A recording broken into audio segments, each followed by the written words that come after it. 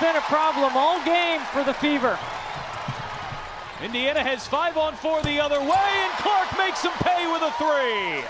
I think that took... Hello, guys. Welcome back to the channel. What a night of basketball this turned out to be. The Indiana Fever battled the Seattle Storm, and once again, Caitlin Clark reminded everyone why she's one of the biggest stars in the game.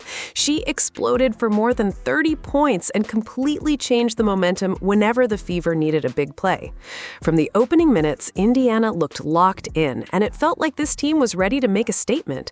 Sophie Cunningham wasted absolutely no time making her presence felt. She came out firing and knocked down 3 straight three-pointers in the first quarter, giving the Fever an early spark and forcing Seattle to react immediately. Every shot seemed to energize the crowd, and Indiana looked like they had everything under control. But then the mood inside the arena changed in an instant. Aliyah Boston went down hard, and the entire building fell silent. Cameras caught her in tears as teammates and medical staff rushed over to help. Towels were brought over to give her some privacy while she received treatment on the floor, and it was a heartbreaking scene for everyone watching. Guys, I'm praying for Aliyah Boston. I truly hope she's okay because nobody wants to see a player go through something like that. We already knew she entered the season dealing with a significant injury, and tonight it finally looked like she was getting back into rhythm. She was playing with confidence, finding her spots, and looked ready to have one of her best performances of the year before everything changed.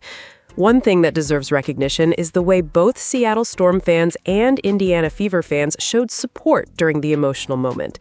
That kind of respect rises above team rivalries and reminds everyone what sports are really about. At the same time, the conversation around Sophie Cunningham continues to get louder. It feels like some people are doing everything they can to cancel Sophie, and that's something a lot of fans simply don't understand. Sophie Cunningham has been outspoken about standing up for little girls across the country, and many supporters believe trying to completely write her off is absolutely despicable. This is a no-fly zone with me, bro. Stephanie White and Brianne January nearly let this game slip away with some questionable decisions, but Caitlin Clark stepped up with clutch three-pointers that kept Indiana in control. Kelsey Mitchell had a slow start, but she eventually found her rhythm and contributed when the Fever needed her most. There were plenty of dramatic moments throughout this matchup, and now it's time to break down everything that happened because there is a lot to unpack. So Caitlin with the ball. They say it's going the other way. And Caitlin has to run to the bench herself and say challenge it. She ran by Stephanie White. She ran to the bench and said tell her to challenge because she won't listen to me. This is the most desperate I've ever seen Caitlin Clark. Look at this. This is what it took for Stephanie White to challenge. Caitlin don't pick up that tech though. Look at this, man. Caitlin had to run to the bench to challenge it. That's crazy. Now you wanna argue with the refs, right? It's crazy, man. Now, this was Aliyah Boston going down hard. In this clip here, you guys are going to see Aliyah Boston got tripped up with the Seattle Storm player, and she never returned back to the damn basketball game. Just like I stated, we got to keep Aliyah Boston lifted up in prayers. As you guys can see here, she went down pretty rough, and I don't know, man, it's just going to be an uphill battle from here. Everybody was complaining about the Fever needing to sign more bigs during this offseason in case Aliyah Boston goes down, and unfortunately, that was the hand they was dealt.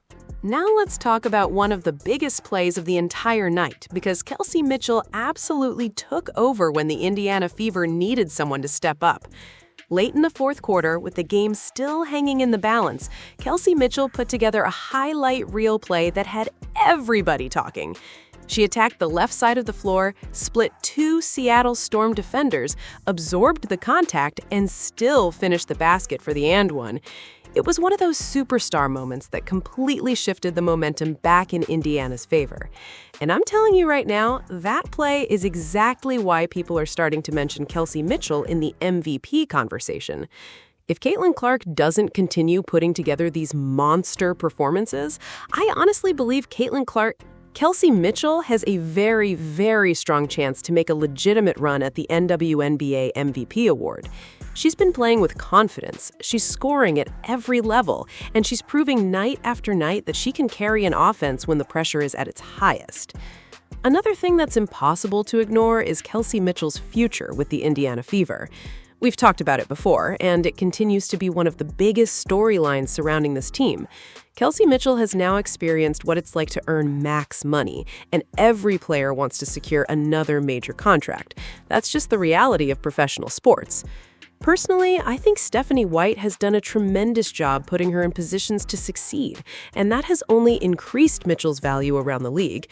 I still have a hard time believing she'll be wearing a Fever jersey after this season, but we'll have to wait and see how everything unfolds. Now let's get to the main event, because you already know we had to save the best for last. Caitlin Clark once again delivered when the lights were brightest. After Aliyah Boston went down with the injury, it was Caitlin Clark and Kelsey Mitchell who completely put this team on their backs.